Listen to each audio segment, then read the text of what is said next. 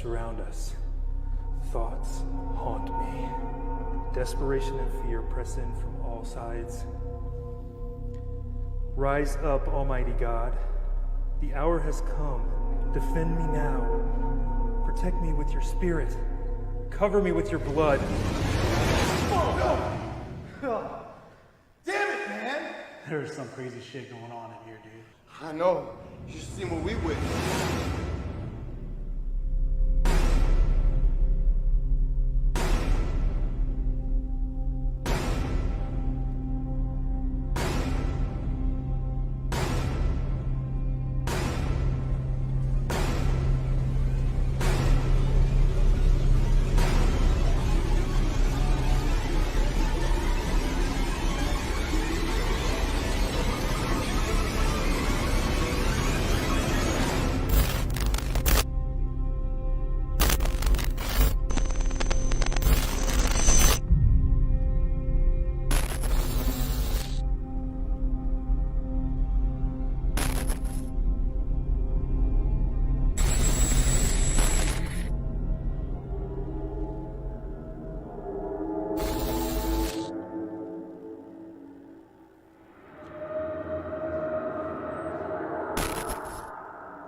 The opinions, viewpoints, and beliefs presented on this program do not necessarily reflect those of the management, the affiliates and broadcast partners, or the sponsors. Listener discretion is advised.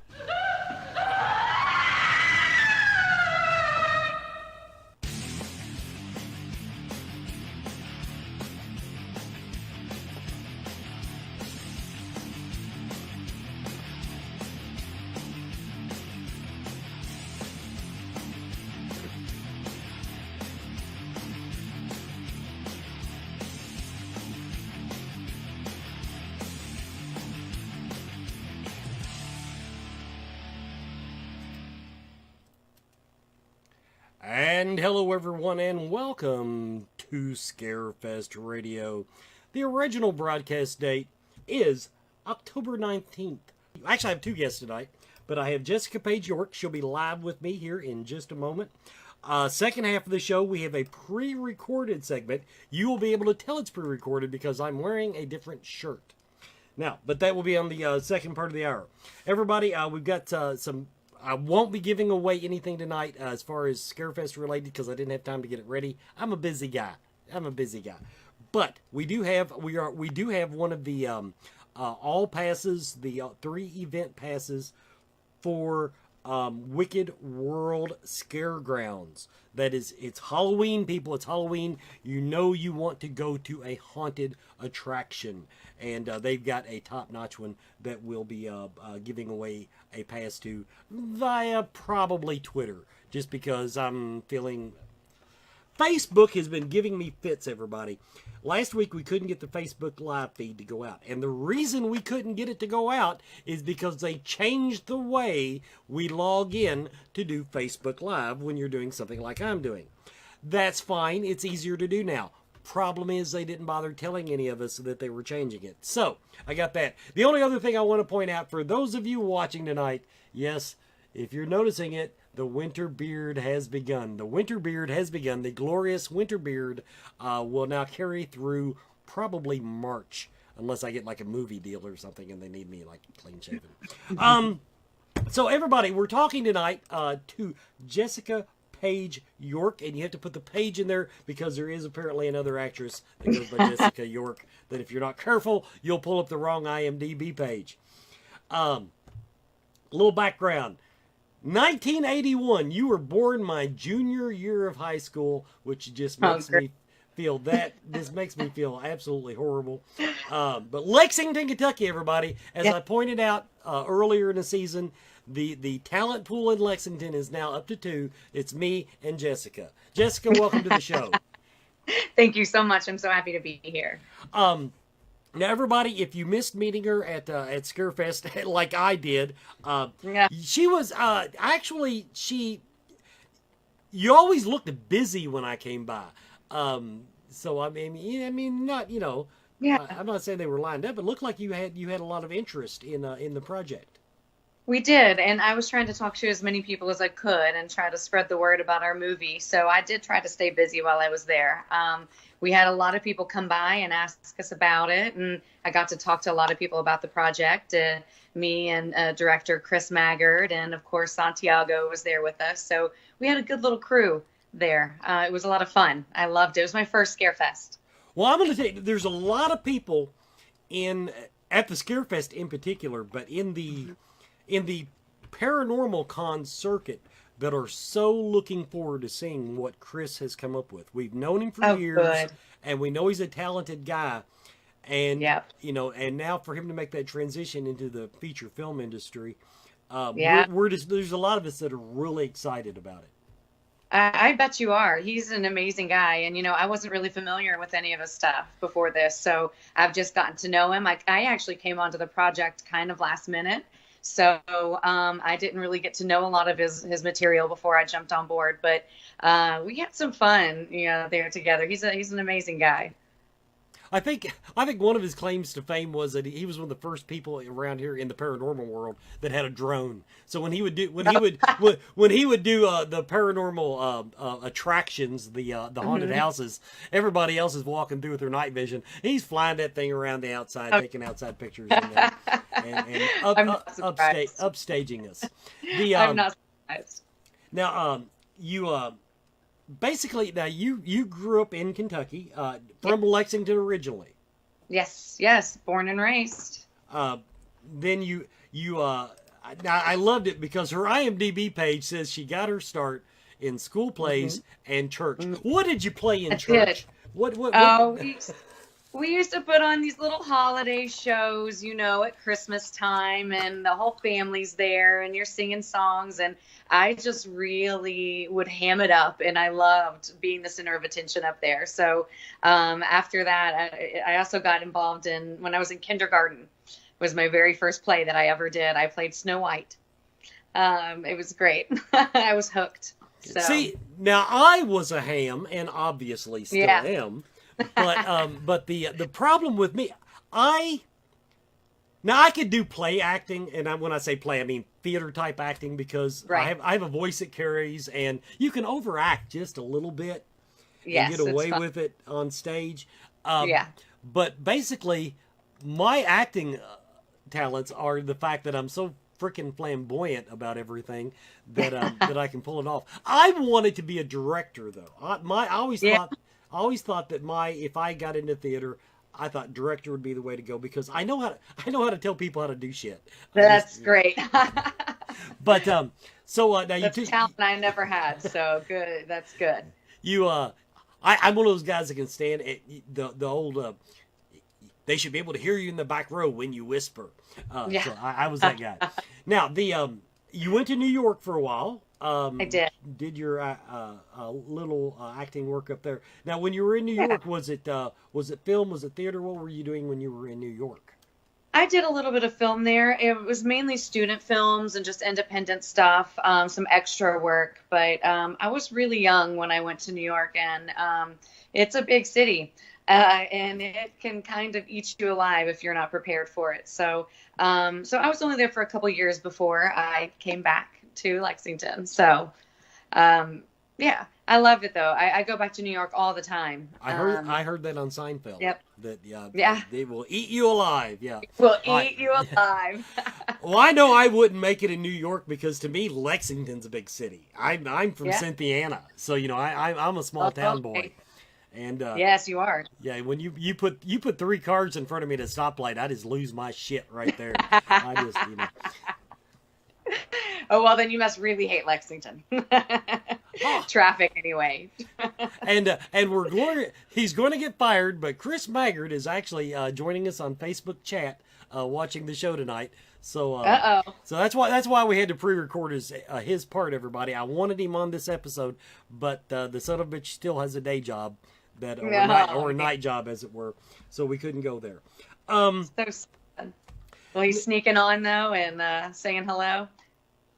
That seems to be what he's doing now. The Rosalie Project. Now, Yes. everybody, the background of the movie, and I'm allowed to tell this. I ran this by Chris. Basically, it's about some people that go ghost hunting and do things they should not do, and all hell breaks loose. And that's kind of which I'm fascinated by, because I've been ghost hunting for years, and I think Yeah. it's the most boring thing I think you can do and still enjoy yourself.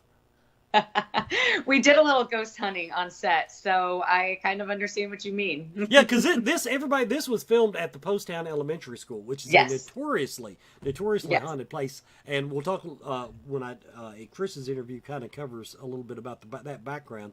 Good. But had you ever done anything in the paranormal field outside of this? Had you ever been on a ghost hunt, for example? No, I hadn't. It was all brand new to me. So, I did some research, of course, before, coming on set, but I'd never done it myself. And to actually get to go on set in an actual haunted school and go on a hunt, like right in the middle of filming was pretty neat. So, no, it was brand new. Brand new. We don't have time to get into it. I would just love to know about the research you did, because I think most of us in the field are so far out in left field that I just anytime I I've have met somebody. some great people on our tours on these scare fests, and I was at Mid-South as well, and met some great people, some really fascinating people. Now, I'm not saying they're not great people. Don't get me wrong. Don't get me Oh, wrong. I didn't say that. As I like to say, all of us in this field are out in left field. Some of us are playing a little closer to the fence than the others are. That's all I'll put there. I'm an actress. I understand. Now, when you were at Poasttown, now I surely if you had a paranormal experience, you'd be touting that right now. But I mean, what was your impressions of the place? I mean, did the hair stand up on the back of your neck and all that good stuff? Oh yeah, absolutely. I didn't really have any experiences happen to me directly, but some of the other cast and crew members did. So there's definitely activity there. And I mean, just walking through the place, you can feel it. Like there were a few rooms that took me a few days to be able to go into. That the basement that we filmed in, it took me a little bit. You could just tell. There was some stuff going on in there, but it was great. I actually really liked to be creeped out like that, so it was pretty great. Now, in the movie, what is your part? Whom do you play? What do you do in the movie? I play Brandy, and I am one of the paranormal investigators. I am actually the one who discovers the school, and I bring it back to the rest of the group, and I say, I've gotten us in. We're the first group that's ever gotten to get into the school, and I get us hooked up with this investigation. So it's, I guess, kind of my fault, if you will, when things start going wrong. But yeah, so that was my role. And then my character is married to Santiago's character in there. So we play kind of against each other. And that was a great experience as well. See, I wish something would go wrong on one of my investigations. That's my dream. Not that's like my, this. That's my dream. Now, well, I guess, yeah, from what I've heard that, because Chris, during his interview, pretty much, I don't know if he told you. Yeah, he didn't spoil anything, but he made it very clear that it pushed a little bit past your typical paranormal drama. Yeah. So so that's a little bit. I'll leave that there for now. Leave it Everybody, to the imagination. we are going now to take our first commercial break. Thanks everybody for watching Scarefest Radio.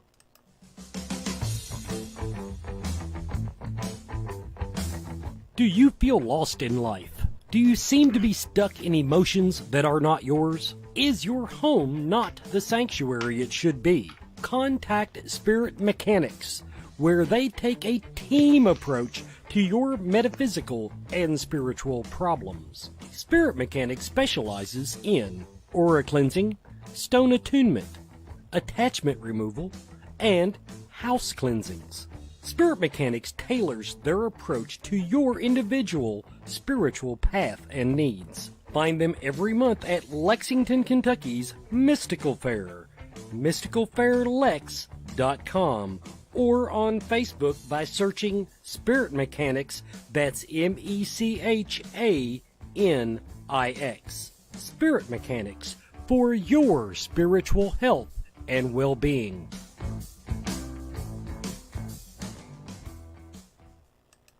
And welcome back to Scarefest Radio. Jessica, for the record, Chris Maggard is in the chat room right now, just gushing over you relentlessly. He's on Facebook chat, so better be saying good things. Absolutely. One quote really made my film come alive. So he is sucking up big time. Thank you, Chris. Now, okay, Lexington, Kentucky. Now, we don't think normally of Lexington, Kentucky being the place an actress would want to be. Right. No, you definitely don't think of that as a hop-in place for movies. You don't. But let's start with Rosalie. Now, how did you get involved in this project? Well, I actually got involved, and this is another project that was filmed locally that I was a part of.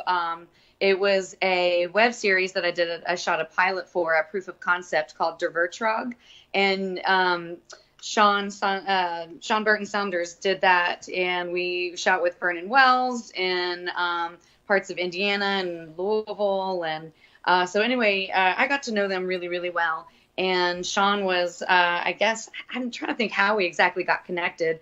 It had to be through Facebook, but Sean connected me to Chris, and we just got to chatting one day. He shared his movie about me. I said I'd follow it. A few, maybe weeks, months later, he sends me a message like, hey, I've got an open lead role, but we start shooting in a week. Do you think you could be ready? I'm like, send me the script. So so that's how I got involved. And it was just, I think it was meant to be. So, because we really did become a family on set. So, so yeah, that's how I became involved. Now, of course, it's all in Lexington and surrounding areas. So yeah. Yeah, I mean, everybody, Poasttown Elementary, where it was filmed, is it's a suburb of Cincinnati, basically. It's so exactly. So not a lot of ground covered there, but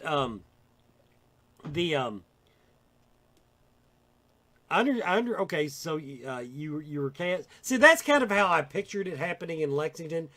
Basically, you have to know Bob, or somebody. Well, it's just a really tight-knit community, and when you know someone, you've worked with someone, and you've done a good job, and you've worked well together, they are 99% likely to recommend you to someone else. And so it's pretty good that way, actually, Lexington is. And that's how I've gotten most of my jobs, really. Now, we did want to... Rosalie, of course, we'll be talking about in the second half hour, slated right now for December to January release. He's nailing down all the final touches on it. So many final touches, yeah. Oh, that's what we talk about. I can't imagine. I can't either. Now your other project that is also pretty close to coming out is called Ghost in the Family. We do want to get a plug in on that. Tell us a little bit about Ghost in the Family. Ghost in the Family, I wrapped that last summer. It's a very family-friendly movie about, it was produced by Creative Lexington, again, a local company. I auditioned for that part and just got it here with a local company, like I said, Creative Lexington, shot all locally. They brought in some actors from outside. All the crew was pretty well from Lexington and Louisville and surrounding areas as well. So it was a very local project. It's a feature film. I had a lead role in that as well. And right now it's making its way through the festival circuit. So we've gotten into, I want to say 6, maybe 7 festivals so far. And we actually won Best Family Film at one of them. So, pretty excited about that. I just got back from Jersey City. I went to represent them at the Jersey City, the Golden Door Film Festival. So that was a lot of fun. Now, I can't help but notice the theme. Okay, Rosalie being right? Ghost movie. The other movie that she has out is Ghost in the Family. Is this dumb luck, or is this a genre, a I started to say theology, but you know what I'm saying. Is this something? Yeah, is yeah. is this a type of movie that you are most drawn to, or is it just dumb luck so far? It's been just dumb luck, but especially after Rosalie, I am really, really, really interested in the horror genre. Like, I just had a blast doing that. The special effects, the makeup, shout out to Fraggle out there and Lauren. They were the best makeup team. We had so much fun with the special effects with that. I mean, all of the behind the scenes things that we did to make it so creepy, and it was a great film to be able to work on. So I want to do more of that. And I want to do more of that. I want to scream some more and be chased and, you know, all that great stuff. and to push the fans a little bit, I mean, of course you went to Mid-South, which is a little bit of a Yes. crossover. You came to Scarefest. Now I don't Yes. know where else you've been pitching this, but you got to admit, horror fans are a special type of Yes. person.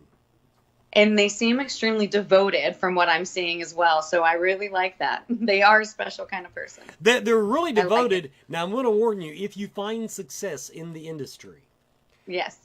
in that genre of the industry, I should say, I have no Yes. doubt you'll be successful. But if you become a big horror icon, get ready for people walking up to your table, quoting lines that you don't even remember saying. That's fantastic. They analyze these horror films from beginning to end, and you have people asking you why you flipped your hair to the right instead of the gosh. left. I mean, Oh, so I know. be Yeah. And then prepared. it was the right and the next one. Oh, I have nightmares about that kind of stuff. Yep. So, I bet you're right. So it's Ghost in the Family. It is out Mm-hmm. now at some of the film festivals. Well received, Yep. she says. And Yes. I don't know how all that end of the business works. Okay, the film festivals. I'm assuming that they're trying to shop it. Hopefully, a distributor would pick it up. Is that what the point behind that is? Yes, exactly. Yep. To try to get distribution. Yeah. Right, distribution, and of course, I've realized theatrical release would be absolutely Yeah. awesome. Would be amazing. But, hey, it's not off the table. Or a DVD release, or something like that. They're looking at all kinds of things. So hopefully something good will happen. Will come out of all of it. Well, keep us posted when I will. when you do I'll have let you know news about it. when everybody else can see it. Absolutely, everybody. We have been talking to Jessica Page York. We're going to take our next commercial break. Jessica, thank you so much for good. joining us tonight. It's been my pleasure. Coyote Chris Sutton. Shamanism, Spiritual advisement. paranormal investigations, Inspirational presentations. Bringing light to the darkest places for over 20 years. Go to CoyoteChris.com to learn more. Okay, everybody, welcome back to Scarefest Radio. I've let Jessica go now. I need to save that. She did was messing with her video and did a capture, and I bet that is the least complimentary picture. I'll have to send that to her. She was basically making one of those faces that we all make at our phones. I want to here's a reminder.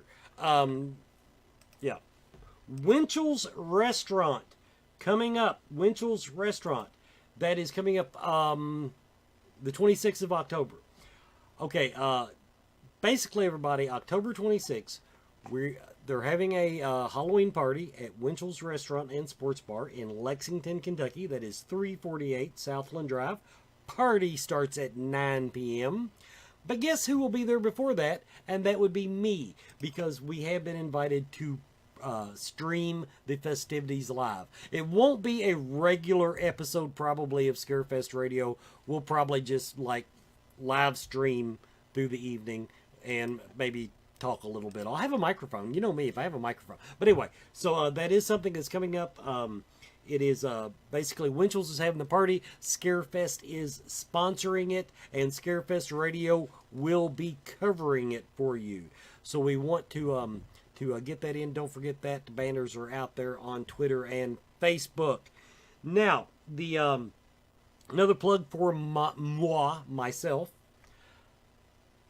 November 3rd, November 3rd, I am going back to the Paranormal Supercon at, hey, let's get a theme going, Poasttown Elementary in, I guess is that North Middletown, Ohio? It's Middletown, Ohio. Poasttown Elementary. I GPS it. I don't know how to get there. But anyway, the Paranormal Supercon. That is the supercon.com, I believe is the web address, but I'll be appearing there with a bunch of other people at the end of the show. I'll actually give you a little bit of that lineup. But I did want to put the bug in your ear. Now, Wicked World, Scaregrounds. They bring all those delightful scary characters in some of the most elaborate costumes of the horror genre to the Scarefest every year. Well, they have a haunted house, and they have zombie laser tag, and they have another thing that's kind of like a haunted house but with clowns. I don't know. But basically they have 3 things going on, and we have passes to give away that you can go to the Scaregrounds anytime that they're open between now and I think they're open like into the first week of November. But basically for Halloween, you can go. They're open Wednesday through Sunday, if I am correct. But you can go any night that they're open, and you get to go to all 3 venues. They can sell you tickets there to 1 venue, 2 venues, whatever, but they have an all pass that gets you into all 3 venues. It's like a $30 value. We have one to give away. So if between now and the end of the show, someone will go on Twitter, tag at the Scarefest. That is our Twitter handle for the Scarefest, at the Scarefest. If you will you don't have to hashtag it. Just say, I want a pass. I want a pass. And if you say, I want a pass, we will get your name and turn it in, and you will have it. All you have to do is show up, go up to the will call booth, and say, hey, I'm whoever you are, and they will stamp your hand or do whatever the hell they do. So, got that going on. Now, we're going to go on to my interview with Chris Maggard of Rosalie. Of course, now we are talking now to Chris Maggard, an old friend of mine. Yippers. We've known each other. You are actually probably one of the first people I met within a year of when I got in the field. So I know we've known each other 6-8 years. I'm not saying we're buddies. I'm not saying we're drinking buddies, but we seem to cross paths a lot. Yeah, definitely, dude. I mean, yeah, we've known each other for a long time, man. Now, I wanted to explain. I never did tell you, I don't think, when you all came to Scarefest. I put Jessica in the celebrity horror part on the website. Yeah. I put you in the paranormal, even though you were tied to this movie project, Rosalie. And that is because, dude, that is how I will always think of you. I appreciate that, man. even though I'm not involved with the paranormal so much anymore, so. Well, that's a shame. I hate to hear that, but no, I mean, no. Good luck, and I'm looking forward to see. I've always thought of you as a very talented man, and I just wanted to tell you that I'm looking forward to seeing what all comes out of your mind. Yeah, thanks, man. This is a hell of a learning experience. It's a totally different thing than reality TV or documentaries. It's a whole different breed. Yeah, now that's where I mostly, of course, other than running into you at conventions, the whole scene. You just did a lot of film work, if you will, for paranormal groups and different documentaries and things like that. That's where I mostly knew you from, was right. your work on that type of stuff. What took you from, as you called it, reality filming to wanting to do this feature-length film? Because I did. Okay, now maybe IMDb doesn't have it. Most guys at least do a bunch of shorts, and I don't even see that on your IMDb. You might have done them, but kind of tell us about that. Well, man, long before I moved out here to Kentucky, I worked in the film industry 5 years as a PA, pretty much doing everything, but I was bit by the film bug, and I loved it. And then I moved out here and then, started a paranormal team, and a guy hit me up about doing a reality series and did that. It was fun, man, but it was not feeding my appetite, let's say. So then I did a documentary. I heard of a great story in Harlan, Kentucky, and I was like, man, I'm loving this. And I was like, you know what, screw it. I've always wanted to make my own film, and I have a lot of things in my brain going, and I've seen a lot of stuff going around, and I just kind of like, what if I took a story, a true story, kind of build it up, and take what I've known or what I've seen from the paranormal community and throw it together and film it at a haunted location. So I did it. And I just said, I'm done with the paranormal reality stuff, and I'm just going to do this. And went gun-ho, man. I went balls in and just did it. And now I'm in the final stages of my first feature film. Yeah, I've been kind of following along, and now right now I understand that you're actually in the audio stages, getting the audio mastered. And now, okay, since I started doing Scarefest Radio and had to start watching all of these horror movies, and a lot of them are, you know, we'll call them budget horror movies. Okay, and I appreciate that. I mean, you know, you work on a tight budget. But I'm going to tell you, of directing aside, acting aside, the mistake I've seen most often when I see it on the screen is they went to all this great trouble to put together this awesome story and just let the audio just kind of try to take care of itself. And I mean, it's ruined a lot of movies for me. Yeah, you know what? I've learned one thing, and this is something I've always known. If you take all the background sounds and the sound effects out of a film, I don't care if it's The Exorcist or the scariest film ever, you take all the sound effects out, you take everything out, and you just have video or film. It's nothing. It's boring. It's just boring. You're just like twiddling your thumbs, okay? But what makes the film, besides the visuals, what really builds the fear factor, the build-up, the jump scares, and everything, is the sound. Like I was telling my stepson the other day, I said, everything you see in a film, as far as what you hear in a film, is done by somebody sitting in a room, a bunch of Foley artists, following along the film, making sound effects. Because you don't have a film crew, you don't have your sound guy out there on set recording the sound as a recording the dialogue. It just doesn't work. All that comes in, you just record the dialogue, and then the rest is done in post.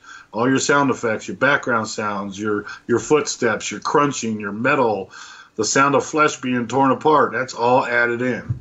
And that's what makes a film. Absolutely. And now I learned, you know, I always saw on Hollywood sets on the movies, you know, where they take the clapper and do the little clapper thing.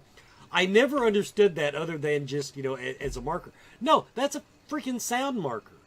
Yes, that is so you can line up. And I learned that trying to edit Scarefest Radio, because sometimes the audio on the video won't be as great as what we record separate. And you try to match the two up, and it's a nightmare if you don't have that point. So it is, because along the timeline, that sound marker, it goes bip, little pop up, and it lines all your sound, and then you see it in the video, so you got your mark, and then bam. Yeah, I do. That is something I learned the hard way doing this show. Now, okay, now walk me through this. So you decided to do this feature-length film, and like I said, and you obviously jumped in with both feet. Now, the story of Rosalie. Now, am I correct in assuming this is loosely based on the legends behind the Poasttown Elementary School? Yes, it's based on where a girl actually fell on the back steps in Poasttown when the school was open. She didn't die there. Okay, let's just make that clear. Because actually no one ever died in that school up until Daryl's mom passed away when she was living with him. But the little girl, which I'm not going to mention her name, she she later died from those injuries at home, I do believe is what the story was. She went to the hospital and everything, and she went home. There's some conflicting stories where she was at home and she fell over in a chair and she hit her head again, and that's what ultimately killed her. But basically, yeah, it's based on the fact this little girl fell at the back stairwell. That's why if you've been in Post Town or anybody's been in Post Town, by the back stairs is this big wooden room right pushed up against the back stairs. And that's it was to kind of help deter from kids horsing around and another accident happening. For the sake of the movie story, I understand now how it's based, at least it's on the legend. Now, how much of the haunting legend because now I'm under the understanding that she is one of the purported spirits that still frequent the school. Now, I'm not saying it's true or false, but we're going with legend here. Is that something that you folded into the movie, or did you just take it from that point and go forward regardless of what the legend is? I basically took it from that point and just kind of grew with it. With the stories of that little girl still haunting the school and the legends, I just kind of took that same story and just kind of grew with it and added characters to it. I added more to it because I sat there and I watched, and this is no disrespect to anybody in the paranormal field, but I've watched so many people say, I've got the answers, I got this, I know what I'm doing, I'm balls out, and this is what it's up, and this is what's going on. Even some major TV shows like, flexing their muscles, yeah, this is what's going on. But I took this, seeing those type of attitudes, and I embellished it in the stories, like, what would these paranormal investigators think, or that they think they know what's going on, they have all the answers, what would they actually do if they actually faced what they think they're actually capturing? So that's where I kind of took the story, and I just built it from there. Now, I don't think there's any spoilers involved because this is, correct me if I'm wrong on what I'm considering common knowledge, but the story behind the movie is that a group of paranormal investigators go in to investigate this haunted, I'm assuming it's still a school. Yes. Movie. Okay. We're staying that close to the legend. And then somebody does something boneheaded, and then that's when hell breaks loose. Yeah. Yeah, that's exactly what happens. Someone does something boneheaded. Exactly. That's a good word for it. It's a really good word for it because it involves a head. But that's as soon as that moment happens, that's just when the awakening happens, and that's when everything just goes batshit crazy. The thing is, there's more to the story. And there's little things in the story, little Easter eggs that will kind of, if people know anything about biblical history, they might recognize a symbol. And I'm not going to give it away because there is, God, it's so good. It's so good. God, I got to watch what I say. Right, no, I understand that fully, and I want everybody to. And I'm really looking forward to seeing the movie. Now, what I do want to ask you though is, kind of taking a step back. Now, so you took this idea. One thing I never knew about you, and I never thought about you as, was a screenwriter. Mm-hmm. Now, what part of the process have you enjoyed the most, or do you feel most passionate about? Was it the putting it together? Was it just getting it in the can? The directing of it, which I don't even know if you directed. I don't know how much budget you had. I'm assuming you're one of those film guys that it was you and the actors and other people just holding shit. Actually, there's a cast and crew of 40-some people.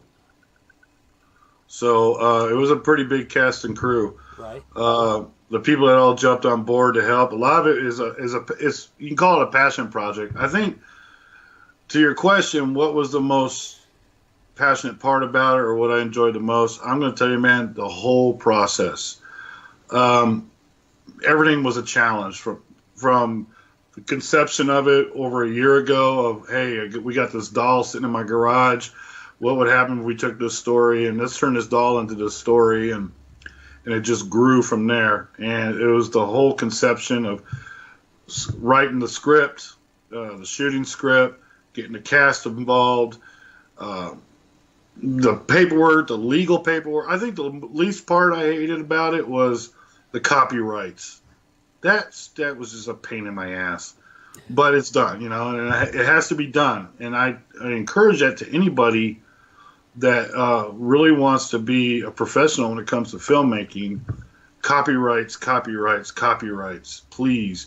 And if you have anybody else involved with it, make sure you have legal paper. The paperwork's the most annoying part of it, but it's for a good reason. And everybody that's involved signed paperwork.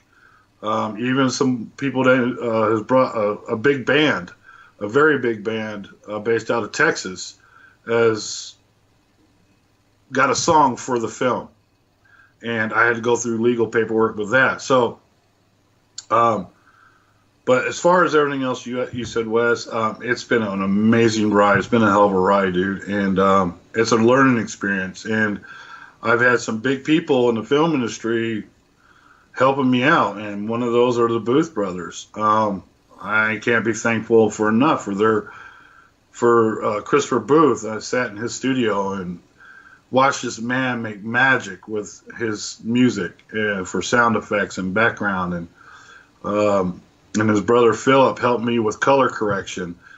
And then another buddy of mine named Derek Whalen, who's another sound guy, he's helping me with background sounds. It's an amazing thing. And everybody that's helped, everybody has any inch or a millimeter involvement with Rosalie, I'm giving them huge thanks to it. And because to see something from this brain right here go to paper to visual, I'm blown away, man. I'm so humbled. I really am. Well, as far as the paperwork, congratulations, you're a doctor.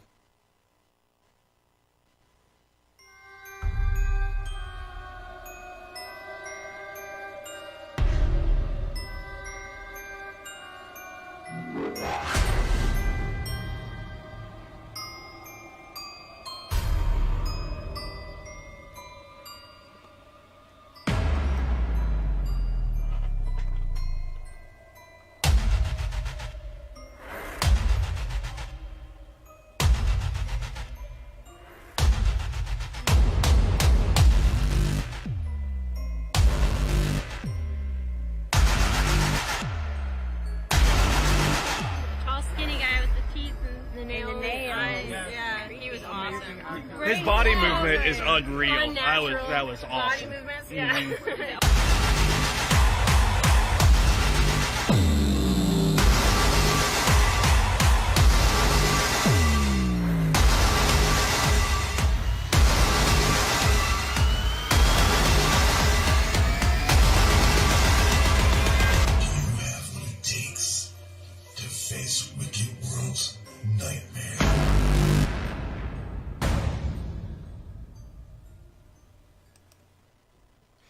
And welcome back to Scarefest Radio. Just a nobody has tweeted the Scarefest to say I want that pass. Wicked World, people, Wicked World. You're gonna go anyway. You know you want to go someplace fun. If you're in the Lexington area, definitely. I'm gonna tell you, Zombie Laser Tag absolutely rocked. I talked about it before. Zombie Laser Tag. Keep your group small, 3 to 4 people. Definitely worth the trip. But if you will just go on Twitter and tag at the Scarefest with I want that pass, we will get you in absolutely free. One person anytime that they're open. All 3 parts of their attraction there. So it's a really good value.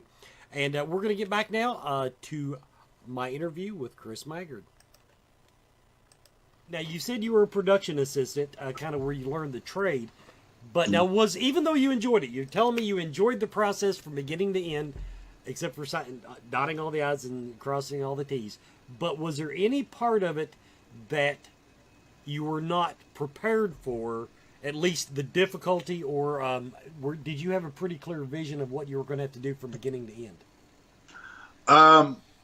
No, there was things I wasn't prepared for, which, when you're on set, people think you just go in there for 6 hours and film something and there you go. No. I'm going to tell you right now, and my wife will be right there to tell you, and bless her heart, she was on set with me for that week and a half, 2 weeks that we've done this filming. I got maybe 2 hours of sleep each day. What I wasn't prepared for was somebody just like, I'm done for the day. I'm out of here. And you're just sitting there and you still got 6 hours of filming to do and you don't know what to do. And you don't have a second cameraman backup. You need to have a contingency plan. If one person's got to run or something happens, you need to have contingency plans, which I really didn't have, and I learned that. And that was that's why there was 2 reshoots, because things didn't go as planned that I thought I had planned. So lesson learned, absolutely a lesson learned, and and I can't blame anybody else but myself for not being 100% prepared. But if anybody that's worked in the film industry, you really are never 100% prepared for anything to happen, because nothing goes 100% correct on a film set, because you got setup, you got lighting, power outages. Believe me, oh my God, that was one of the things that really was annoying on set, was we would lose power constantly. And that's because we're blowing circuits, because we've got so much equipment running, and and the lights are hot, and they take a lot of power, and you got to have a backup. You should have a generator truck, which I couldn't afford on my budget. So yeah, there's things that I've learned on this one, big time. Now, once you got it, I realize you're in the final editing stages, but now since you played screenwriter and director, I always like asking this under this situation. Was there anything that just when you wrote it on paper, you thought, oh my God, this is just so perfect, but when you saw it played out in front of you, was there anything that you just, after you looked at it, you said, why did I ever write that?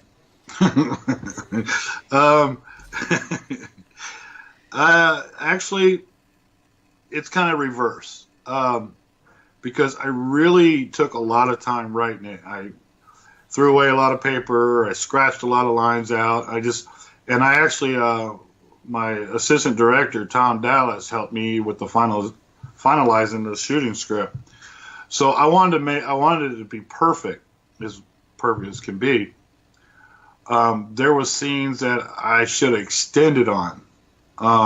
Instead of shooting just, a small scene for a certain part of the film, I'm like, God, why didn't I do more of that? Because that was intense. That was insane. Should have done more. And I can't think of anything in the whole scene, in the whole script, that I would have said, why did I do that? I can't think of that. Everything I think of, I should have embellished more on. I should have did more of it or added more, because after the fact, I'm like going, God, this would have been great if this was just a bigger scene. And but again, this is my first feature film, and on a very small budget, you learn things, and so I've learned a lot. And my wife has watched me. Bless Elena, she watched me stress out, freak out, lose weight, get sick, cry, get angry, and she's been such an amazing wife with the full support. But she keeps pushing me. She just make that right, make it look good. You gotta make it right. She pushes me to do what she knows that I'm capable of, and I'm so blessed for that. So absolutely, man. Can't say there was nothing bad in the script. Now, the follow-up to that is, now they always told me that when you're writing a screenplay, you write it like money is no object. And then, when you put it together, then if instead of the bomb blowing up the car, some guy has to throw a firecracker out the window, you make the adjustments. Did you come across anything like that where when you got it to the filming stage, you just said, we've got to make some major adjustments here to keep it in budget or in the constraints of your timeline? Yeah, when I wrote the script, I wrote it with like money was no object. Absolutely. I thought delusions of grandeur, man. So yeah, there had to be cutbacks on certain things, you know. Some of the lighting.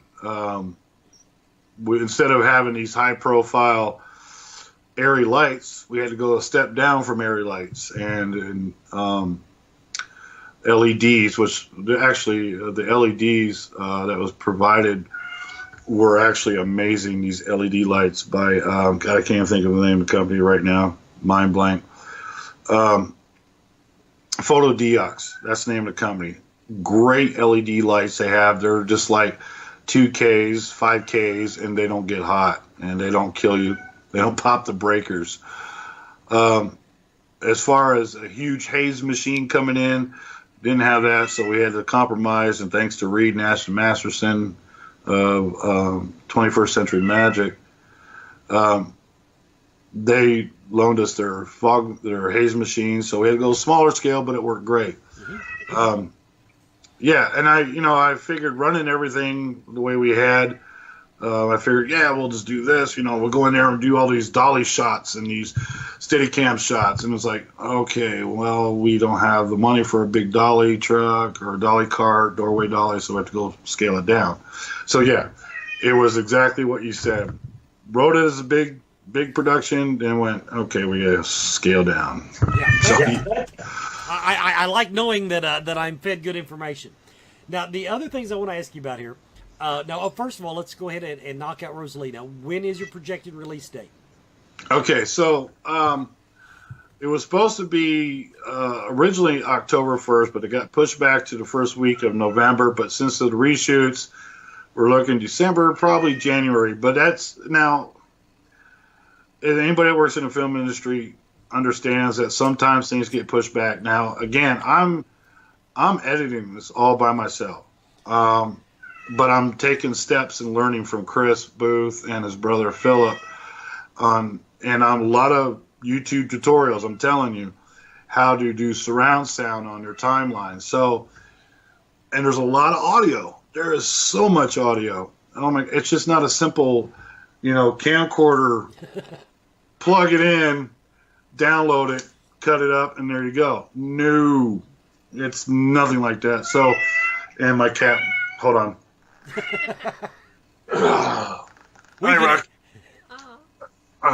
Yeah, there you go. All right. So you had to make him happy. All right. So December, January, man, that's what we're looking at. The projection for another project, which I've talked to my wife about, and we've actually talked to a couple pretty big actors about it. There's a story that, as long as how Rosalie plays out, if it works out great and we get it out there and we get some backing, this next film we want to do is a true story. It's not a horror film. It's a drama, and I think it will really yank at every parent's heartstrings. Because I tell you what, when I heard this story, it gave me chills, tears, and fear all in one. So, like I said, it's not a horror movie. It's a true story, and I think this story needs to be told because there's a lot more of this story that we want to do next. There's a lot of what's going on in that story happening out there today, and a lot of people don't realize it. And basically, it's like, and Wes, I don't know, do you have a daughter? No, I am blessedly childless for the child's sake, not mine. Well, to any mom and dad that has a daughter, or son, regardless, I think any parent would do anything when it comes to the physical well-being of their child. And if their child is being attacked, raped, whatever, I think a parent will just, you never know what a parent will do. As a parent, you will never know what you would do if your child was in a situation that they couldn't get out of, and you'd had to do what you had to do to protect your child. So that's all I'm going to say about that when it comes to that story. So that's what the next project idea is. We're talking to a very good friend of mine, Brian Ingram, who actually did the storyboarding for Rosalie, which you know Brian. He was the cartoon artist there at Scarefest. Right. Yeah, he's amazing. And so him and I are going to work together, and my wife and I, we're all going to sit down and write the story out and put it in the script. And really, we got two big actors that really want to be a part of it. And I think as long as Rosalie does good and we get some good backing for the next film, I think the next film will take anything I've ever done to a whole new level. And I feel it in my heart, so I really want to do it. I mean, I can't think of it too much because I got to stay focused on finishing Rosalie. Understood. Finish one before you start the next. Right. Final question I want to ask you. Now that you've been through the process, there are a lot of people that have the stars in their eyes and think, I want to make a horror film. If you could pass along anything that you've learned the hard way now, what advice would you give a prospective filmmaker? Oh, man. You know what? First of all, go with your passion. If you have a passion and you feel it in your heart, go with it. Don't be 80 years old and saying, what if I did? And just do it. But what you need to do is really have a good group of people around you and really lay everything out, especially the legal aspect of everything. Horror films are one of the most, I would say, easiest films to make for the most part. If you go all practical effects, I say practical is the way to go. Don't do CGI. I mean, come on, let's be practical. That's a dying art that needs to be brought back. And I tell you what, for one thing, the number one thing, like I said, the people you're surrounded by. You got to believe in yourself so they can believe in you. And I'm going to say one thing real quick, and it's about Jessica and Santiago, Joe Kidd, Eric Passes, and Tommy, everybody that was in the film, Sophia and Shannon. Amazing actors, amazing. Sophia playing Rosalie, 7-year-old girl, never acted in her life, just nailed it. And Santiago and Jessica, man, blew it out of the water. That's all I can say. That's all I can say, because there's a scene in this film that, and it's I don't want to think about it too much. It's going to make me tear up again. It made me tear up when we filmed it. So surround yourself by good people. Have a good plan. Have a good project plan laid out before you do anything, because it's just not go out and grab a camera and shoot and a couple of photo lights. No, it's more than that. So have a good project. Do your research and follow your passion. Don't give up on it. Never. And thank you so much, Chris. Thank you, brother. And that was our interview with Mr. Chris Maggard, who graciously came to the chat room tonight and was got to see himself on camera. It's the director, sees himself on camera. Everybody, this has been Scarefest Radio. Back to the reminders. The 26th of October, Winchell's Restaurant and Sports Bar, 348 Southland Drive, Lexington, Kentucky. They're having a Halloween party, and Scarefest Radio will be there. Check it out on Facebook. Find all the details on that. But they're doing karaoke, costume contest. It's a real party, and they have food. They have food, and I'm betting they have chairs. Now, my other plug. That was the SuperCon. That is thesupercon.com. And it won't just be me, of course. You're also going to have the opportunity to see Dalen Spratt, one of our favorite Ghost Brothers at the Scarefest. Dalen Spratt will be there. Carmen Reed from A Haunting in Connecticut. She's appearing that weekend. And just a whole bunch of wrestlers. If you like... If you take the wrestlers out of it, I'm like the third most famous person there. but they got a bunch of wrestlers, and I don't know anything about wrestlers. I also saw from Rosalie, I just saw this, Sophia Medley, who played a part in Rosalie. I didn't even have time to look it up, what she played, because I just saw it on the website tonight. But there's the Paranormal Supercon, and it's like $10. And come to the Paranormal Supercon, stop by my booth. I will in fact be doing really bad tarot card readings. Everybody, this has been Scarefest Radio. Thank you so much for watching tonight.